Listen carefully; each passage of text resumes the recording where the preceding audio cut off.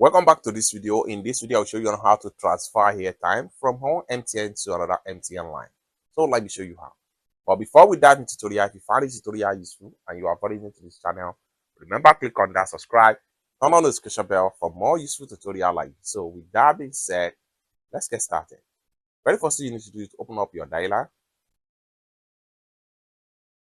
Next thing you need to do is to dial *321# and hit on send on your MTN line.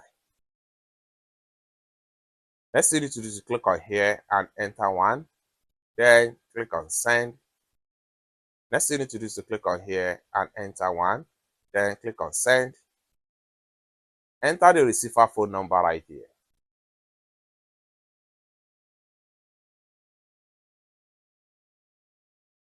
Having entered the receiver number, next thing you need to do is to click on send. Enter the amount you want to transfer. Then hit on send. Enter your PIN. Hit on send.